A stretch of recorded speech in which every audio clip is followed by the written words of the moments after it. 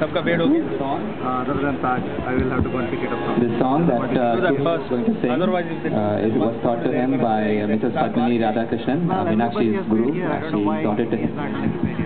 He visited here, and his regular Carnatic music teacher is what's his name? Thank you.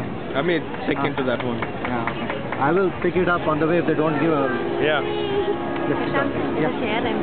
Oh yeah, sure. Hello, my name is Surya Ganesan. Today I'm going to sing a song composed by Sri Bhatti Dikshitar.